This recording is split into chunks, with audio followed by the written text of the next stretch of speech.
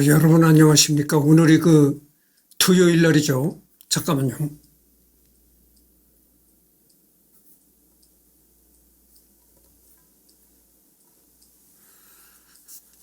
오늘이 토요일 2026년 7월 11일 오후 1시 51분을 지금 시계가 가리키고 있습니다. 그래서 이번에는 여기를 할 차례죠. 루터를 추방한 1521년 칙령 이후에 프랑스 왕국과의 전쟁, 오스만 제국과의 전쟁, 그리고 동생 페르디난트의 차기 황제 선거가 겹치면서 칙령을 연기했을 뿐 루터파 추방령과 종교 일원화 정책은 포기하지 못했다. 여러분 유럽에도 우리나라도 예전부터 환란이 많았었지만 전쟁과 환란이 많았었지만 유럽도 그랬어요. 유럽도 그렇게 전쟁과 환란이 많았습니다. 루터에 반대한 건 교리 차이로 독일이 쪼개질 것을 우려하였지 결코 가톨릭 신앙만 고집한 광신도는 아니었다.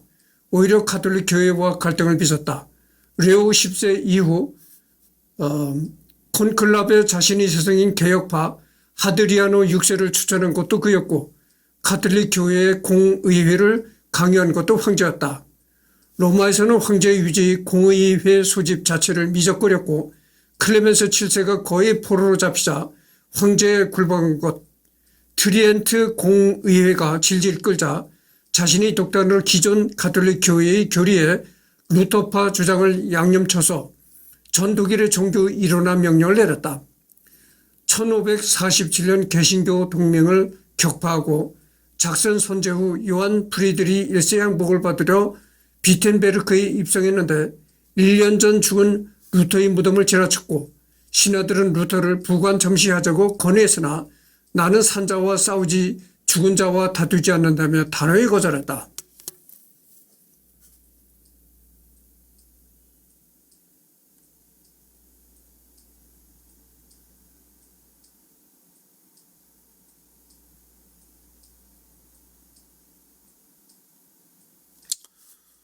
그러니까 여기에 보면은 부관 참시 죽은 사람의 묘를 파가지고 그 시체를 꺼내가지고 다시 또 목을 치자 이랬던 거죠. 그러니까 2번 죽이는 거죠.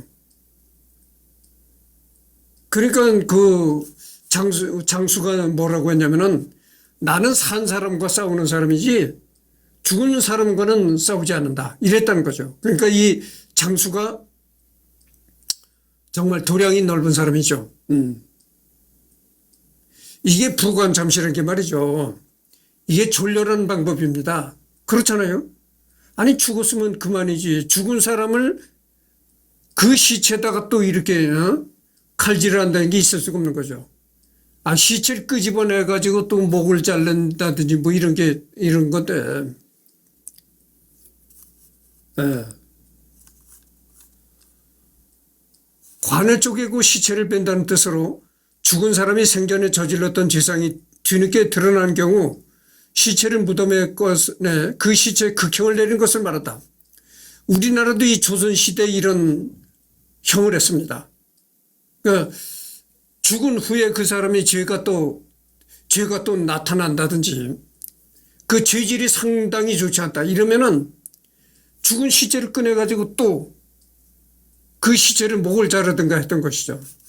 근데 여러분들 그렇잖아요. 아무리 아주 참 극형에 처할 만큼 그런 나쁜 짓을 했다 하더라도 일단 죽었으면 끝나야 되는 겁니다.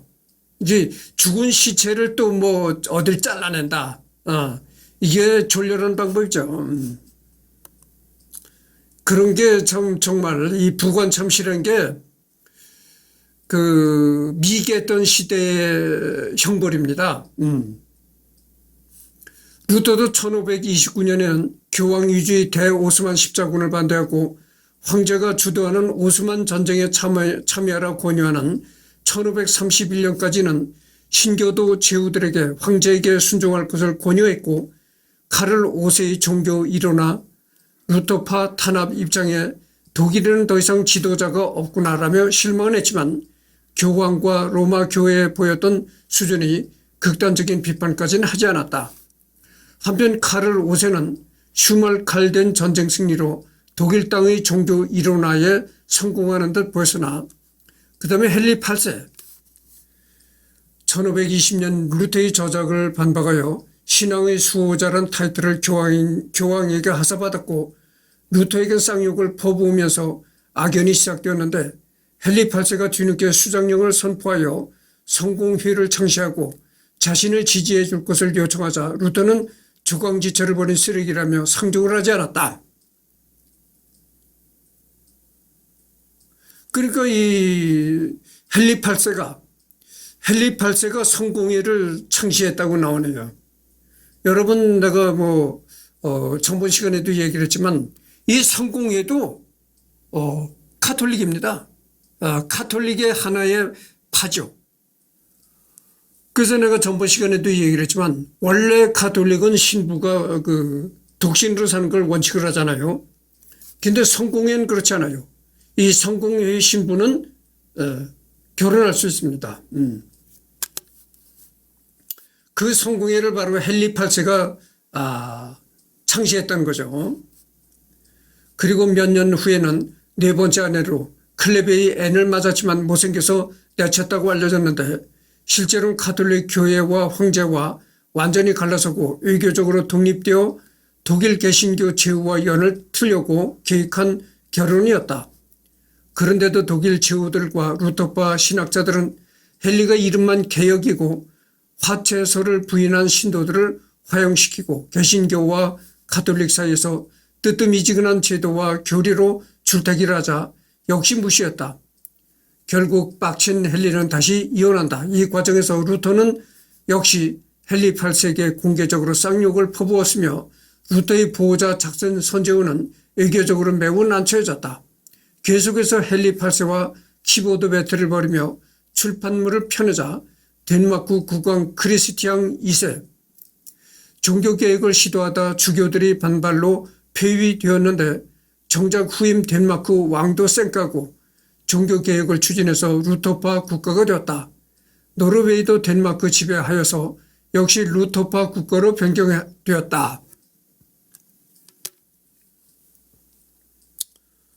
조금 수위를 낮춰달라고 하자 루터는 헨리에게 정중하게 답신하게 되었는데 헨리는 이걸 보고 찌질하게 정중해진 루터의 편지를 앞에 놓고 자신이 거친 답변을 붙이고 둘을 묶어서 마치 루터가 아부하다 거절당한 것으로 보이는 뉘앙스로 출판해서 독일 전역에 무료로 뿌렸고 이걸 보고 더 열받은 루터는 더 높은 수위 쌍욕을 써댔다고 한다.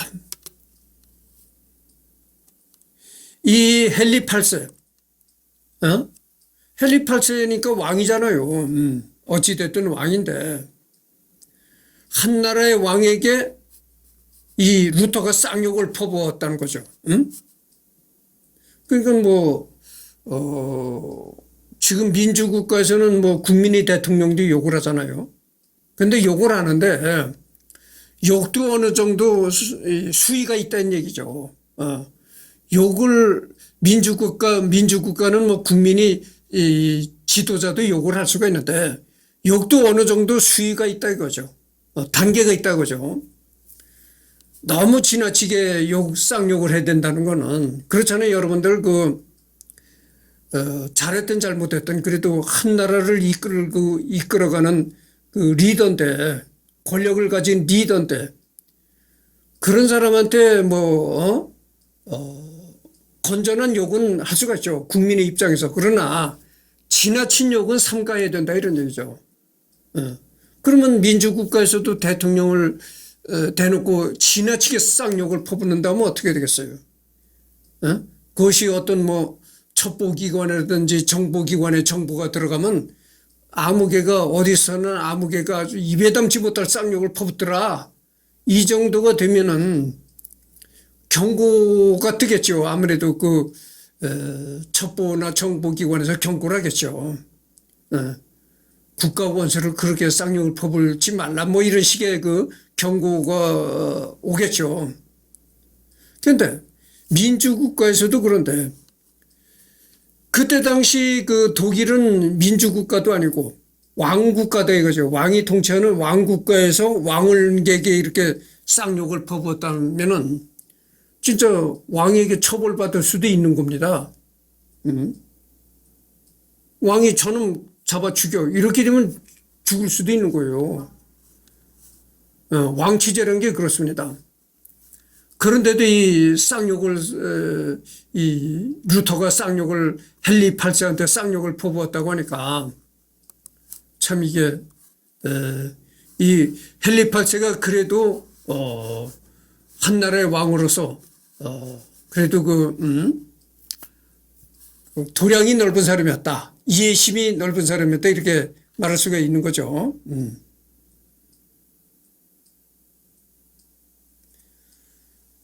그러니까 독일 왕이 아니고 헨리 8세는 독일 왕이 아니고 잉글랜드 왕국이라고 했네요. 잉글랜드 왕국의 왕이었다. 그러니까 뭐 어떻게 되겠어요. 외국의 왕을 쌍욕을 퍼부었으니까 뭐 괜찮은 거죠. 그렇잖아요. 자기네 국민이 쌍욕을 퍼부었으면 왕이 통치하던 시대니까 저놈 잡아다 죽여 이럴 수도 있는데 뭐 외국 국민이 욕을 하는 거 어떻게 하겠어요? 할 수가 없는 거지. 그렇잖아요. 우리가 뭐 김정은이 욕을 한다고 김정은이가 대한민국 국민을 잡아다 죽치겠어요? 그거 똑같은 거지 이제. 그러니까 이 루터는 독일 사람인데 잉글랜드 왕을 욕을 했다는 거죠. 그러니까 뭐 어떻게 하겠어요? 외국 놈이 그렇게 욕을 퍼붓는데 아무리 왕이라 하더라도 외국 국민인데 그걸 뭐 어떻게 하겠어요. 작센의 선제후 1517년 종교개혁 당시 작센 선제후는 현자 또는 현명공이라 불리는 프리드리 3세다. 내정에서 작센 선제후국의 문화와 예술을 보호해서 인문주의자들에게 높은 평가를 받았다. 비텐베르크 대학의 설립자로 루터의 신학적 주장에 우려를 제기하면서도 제지하진 않았다. 후에 루터의 설교를 듣고서 귀신 쫓고 수호 천사를 부르는데 효염이 있다는 성서는 버렸지만 수만 점의 성유물은 포기 못했는데 단순 계산대로라면 약 5천년어치 연옥 면제권이 있었다. 그의 성유물 컬렉션은 팔레스타인에서 성녀 안나의 엄지손가락과 성모 마리아의 모유, 예수가 태어난 마구간의 말구유 조각 같은 것들이 있었다. 이런 건 당연히 연옥, 까임 방지권이 한 점에 수백 년씩 늘어난다. 단 필립 샤프의 교회사에 의하면 말년에 죽기 전 루터 교회 성찬을 받았고 일부 끝까지 미련이 남은 몇 점의 성물들을 제외해 남은 성물들은 전부 버렸다. 현자 프리드리 3세는 적자를 남기지 못하고 1525년에 사망했다.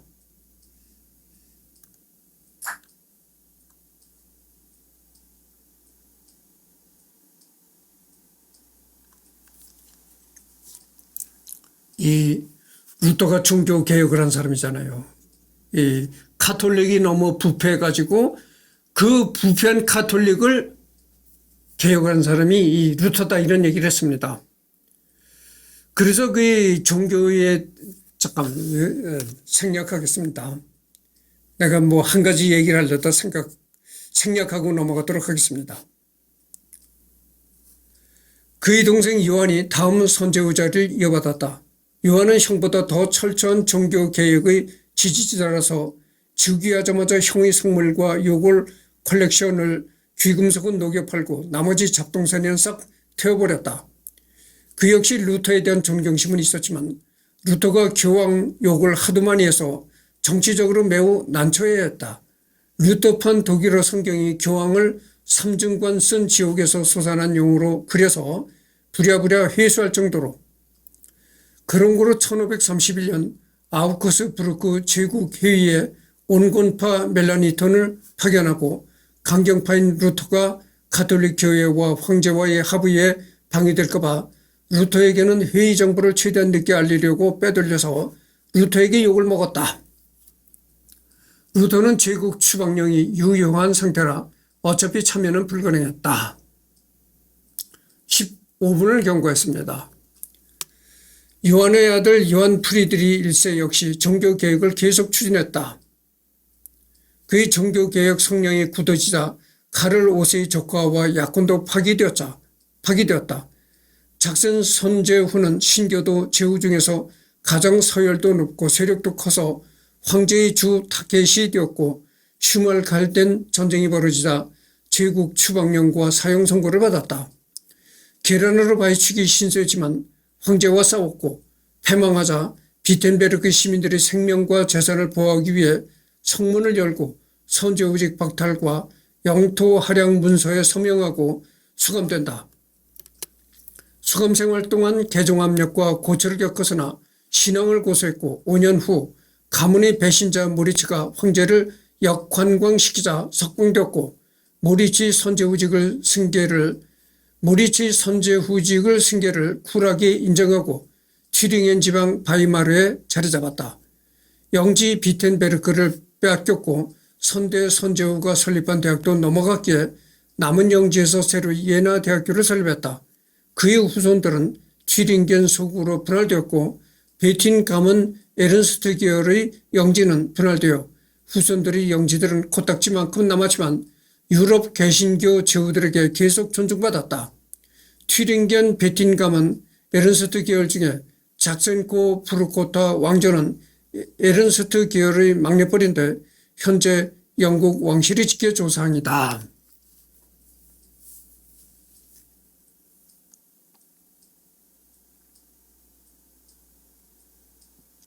그러니까 여러분들 그 개혁을 하게 되면은 저항이 생깁니다.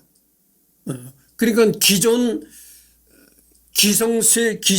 기성의 그 세력들이 반발하게 되는 거죠.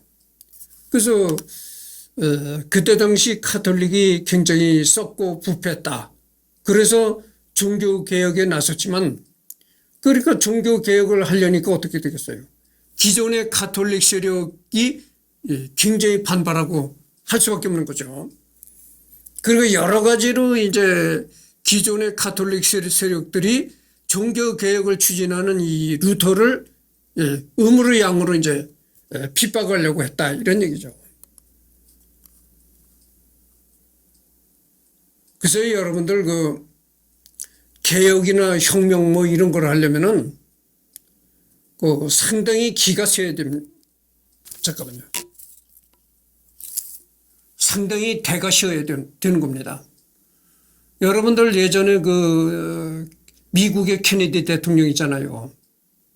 케네디 대통령이 거리를 이제 지나가면서 차를 타고 오픈카죠. 그러니까 지붕이 개방되어 있는 오픈카를 타고 천천히 속도를 내지 않고 천천히 가면서 이제 그 연도에 가상자리에 이제 나와 있는 시민들을 향해서 손을 흔들고 그러면 그 길거리에 나와 있는 시민들이 막 성조기를 흔들고 그렇게 환영을 했다고죠. 그렇게 시민들한테 환영을 받고 손을 흔들면서 천천히 가다가 총을 맞았다는 거죠. 총을 맞고 탁 이렇게 첫 번째 총을 맞고 탁 이렇게 케네디가 나도 그 영상을 내가 봤는데 첫 번째 총을 맞고 케네디가 딱 이렇게 몸이 뒤로 쳐지는 거야 벌써. 그랬을 때 두 번째 총알이 이 머리를 관통했다고 하죠. 머리를 관통했으니까 더 이상 얘기할 필요가 없죠. 즉사한 거죠. 그게 왜 그런 그 충격을 받았겠어요. 케네디가 바로 그 개혁을 추진하려고 했었던 사람이다 그죠. 여러 가지로. 그러니까 거기에 대한 그 기존 세력들이 반발하는 거죠. 그래서 사실 아무리 이 일국의 대통령으로 당선이 됐다 해도 함부로 이 개혁을 몰아붙이기에는 참 대가 시지 않고서는 견디기 어렵다 이런 얘기죠. 그렇습니다. 그래서 지금 미국에서는 미국이라는 나라가 어떻게 되면은 어떻게 보면 미국이라는 나라가 참 무서운 나라입니다. 전부 총을 소지하고 다니잖아요. 그러니까 여러분들 미국에서 총기 사고가 얼마나 많이 납니까? 그래서 뉴욕 같은 데 가면요, 이 길을 걷다가도 아무 생각 없이 길을 걷다가도 총에 맞아 죽을 수가 있다고 하죠. 그러니까 아무 죄가 없는, 아무 죄가 없는 평범한 사람이 뉴욕에 길을 걷다가 영문도 모르게 총알에 맞아 죽을 수가 있는 나라가 바로 미국이다, 이런 얘기죠. 그러면 왜 그렇게 총기가 퍼졌을까? 총기 규제를 해야 것 아니겠어요? 그러니까 그런 총기 사고가 자꾸 벌어지고 그러는데 총기 규제를 해야 되는 것이 마땅하죠. 근데 왜 미국 대통령이, 역대 대통령들이 전부 총기 규제를 못하겠어요? 총기 규제를 하고 나온다면은, 총을 일반 미국 국민들이 총을 갖지 못하도록 그렇게 강력하게 나온다고 하면 어떻게 되겠어요?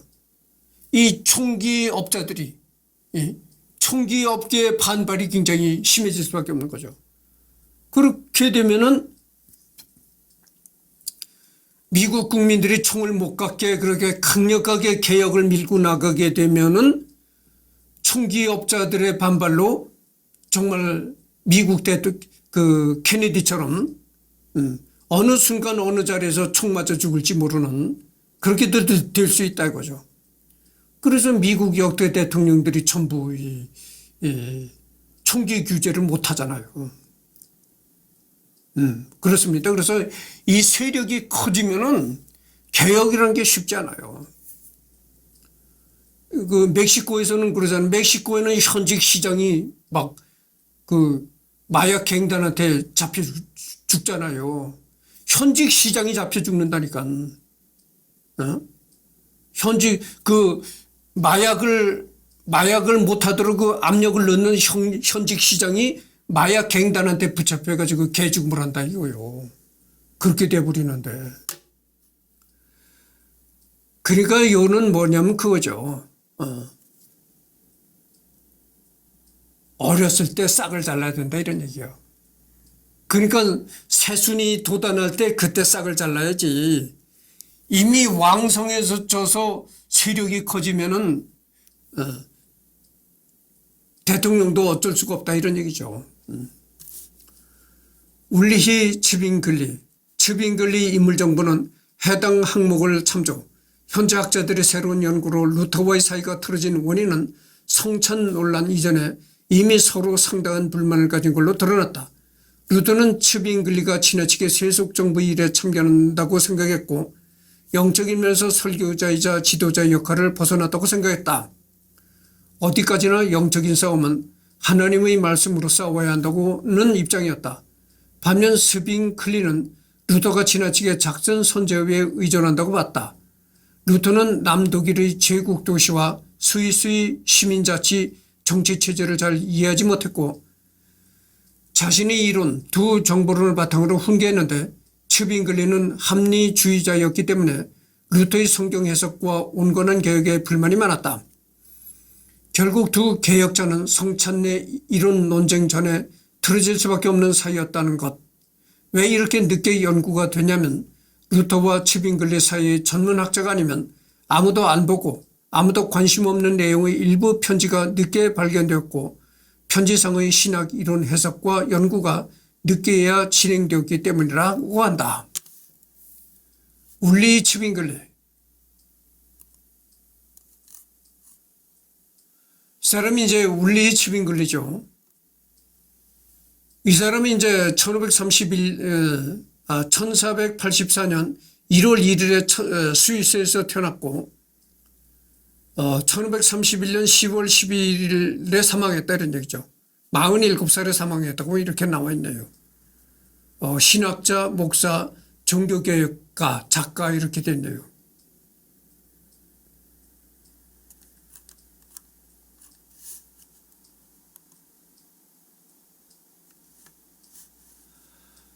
장칼뱅.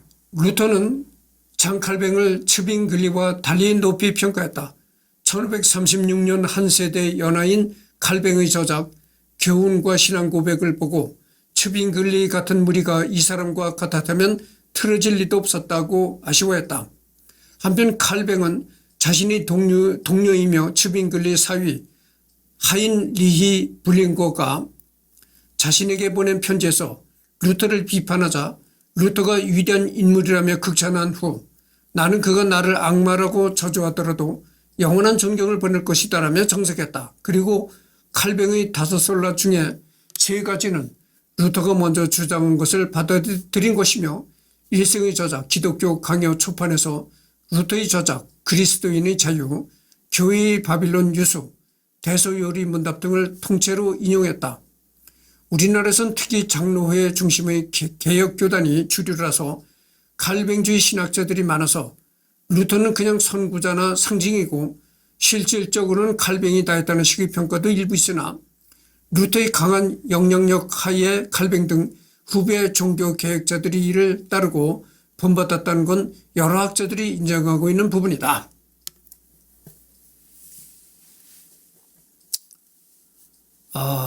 그래서 우리나라 개신교에서는 말이죠. 이 루터보다는 이 칼뱅을 더 이제 숭상한다는 거죠. 숭상한다고 하면 좀 말이 좀 이렇게 어폐가 있으려나. 하여튼 우리나라 개신교 교단은 루터보다는 이 칼뱅을 더 이제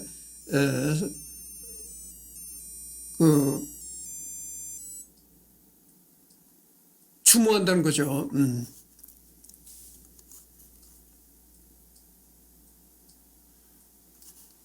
다른 모든 세계가 동인도와 아메리카를 향해 나아가고 있는 동안 불을 얻고 지구를 둘러싸며 해가 지지 않는 세속적인 영토를 건설하기 위해 한 소박한 수도자는 기독교가 전에는 현세적이고 돌로 된 무덤에서 찾고자 했던 이것을 오히려 감각적이고 외적인 모든 것의 절대적 관념성, 곧 영안에서 발견하고 그것을 마음속에서 드러낸다. 루터의 단순한 가르침은 이것이다. 즉 이것, 곧 무한한 주관성, 다시 말해 참된 영성, 곧 그리스도는 어떠한 방식으로도 외적인 방식에서 현존하고 현실적인 것으로 존재하지 않으며 오직 영적인 것으로서 일반적으로 하나님과의 화해 속에서만 획득된다는 것이다. 이것이 이제 헤겔이 한 말이라는 거죠. 현대 독일에서 독일인들에게 존경받는 위인 중에 하나다. 독일의 공영 TV가 ZDF가 2003년 11월 가장 위대한 독일인 100인을 조사한 명단에서 2위를 차지했다. 이 헤겔이 독일인들한테 이렇게 존경을 받는다는 거죠. 존경을 받는 인물이라는 겁니다. 유럽 역사상 가장 영향력 있는 인물 중 하나로 꼽힌다.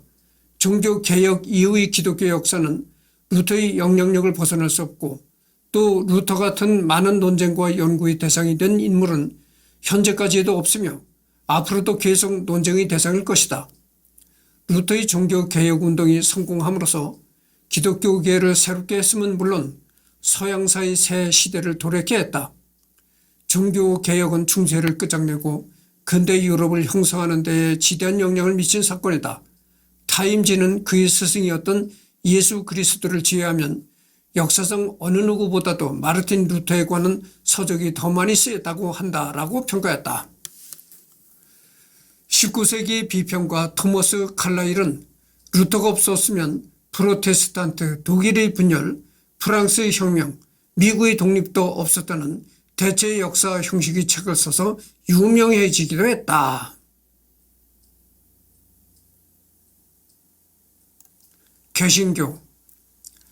개신교에서는 교파를 가리지 않고 직접적으로 종교개혁의 주인공이라 루터의 공적에 대해서 매우 존경하고 있다. 루터 교회가 아닌 다른 개신교 종파에서도 교리 차이는 둘째치고 루터에게서부터 본격적인 종교개혁 이념의 개신교가 출범했기 때문에 매우 상징적이고 영웅으로 생각하는 인물이다. 다만 교리적인 면에서는 다른 개신교 종파는 물론 루터교 신학자까지도 루터의 견해가 모두 옳다고 보는 것은 아니다. 특히나 두 정부론과 자유의지 논쟁은 루터의 주장이라 해서 다 지지받는 건 아니다. 이는 마찬가지로 장로교회에서 칼뱅의 신학도 무조건 수용하는 것은 아니다. 개신교에서 유일하게 본을 삼는 것은 성경뿐이고 루터나 칼뱅 등의 종교개혁자의 저작이나 신학도 참고 대상일 뿐이기 때문이다. 따라서 종교개혁의 상징적인 인물과 선구자일 뿐 가톨릭이나 타 종교인은 루터교 개신교의 창시자로 보지만 정작 개신교에서는 그런 말을 쓰지 않는다.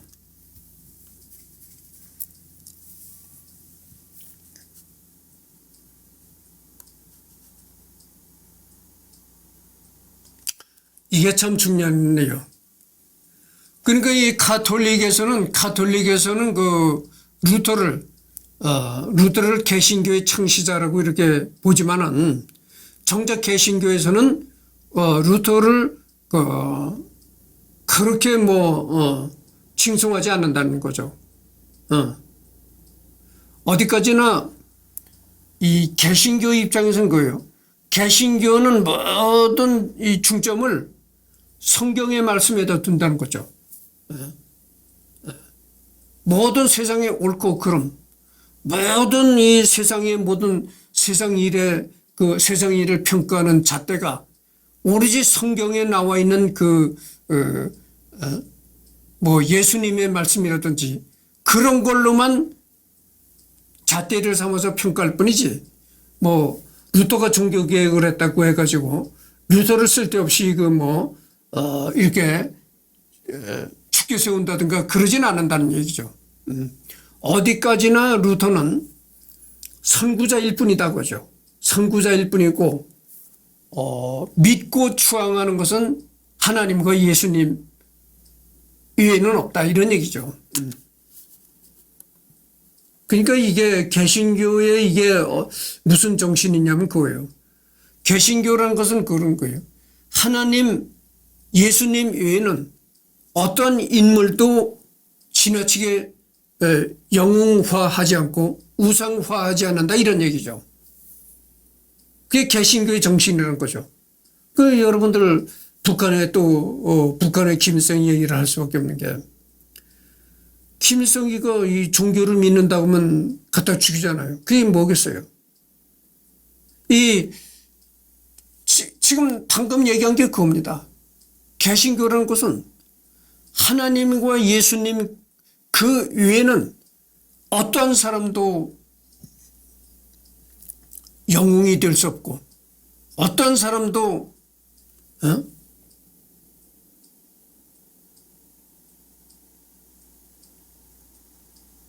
추앙해서는 안 된다 이런 얘기죠. 우상화해서는 안 된다 이런 얘기죠. 그러니까 김일성이가 이 개신교라면 탄압할 수밖에 없다고 그거죠. 김일성의 입장에서는 그거예요. 김일성의 입장에서는 북한 주민들이 전부 나를 신처럼 여기고 이렇게 해야 그게 좋은 건데, 이 개신교라는 건 그게 아니거든. 하나님, 예수님 외에는 누구도 영웅처럼 대하지 말라 이런 얘기죠. 그러니까 그거 어떻게 되겠어요? 그러니까 김일성이가 아주 개신교라면 그렇죠. 그럼에도 개신교 신학에서 루터는 지금도 매우 중요한 인물이다.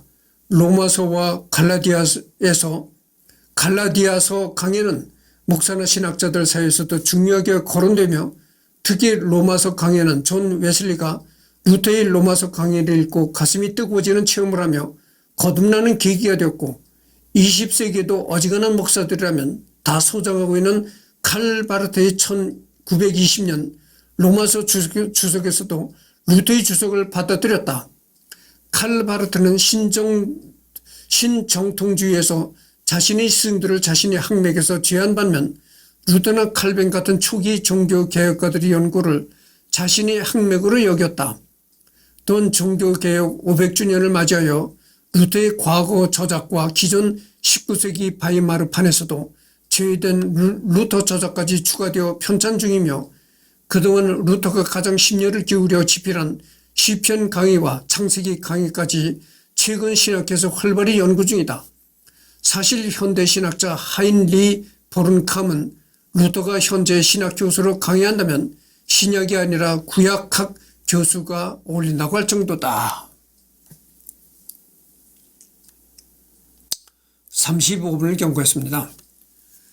한국 개신교에서는 루터를 본받자고 말하지만 대체로 부정적이다. 한국 루터교회는 소수 교파인데다가 장로회와 감리회가 한국 개신교의 대부분인지라 루터보다는 장 칼뱅, 존 녹스, 존 웨슬리 계보 위주로 연구하기 때문이다. 목사나 신학자들마저 루터는 그냥 개척자일 뿐이고 칼뱅이다 했다고 주장하기도 한다. 그러나 정작 독일 개신교에서는 교회사 수업에서 칼뱅은 2, 3주 정도이고 루터는 한 학기급으로 배운다. 칼뱅도 자신이 루터의 영향을 많이 받았다고 본인이 인정했다.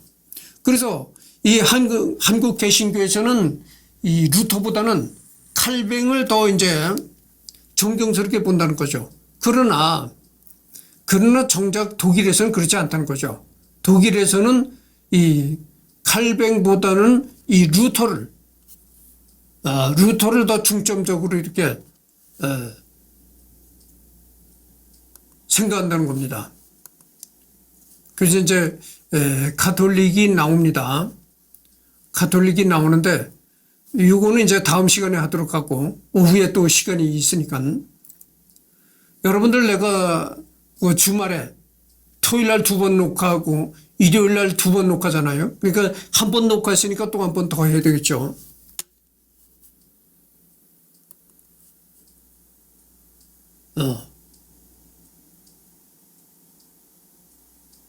그래서 좀 얘기를 해야 되겠는데 이 시간에 내가 얘기를 해야 되겠는데 이승열이가 사진작가래. 나는 사진작가가 아닙니다.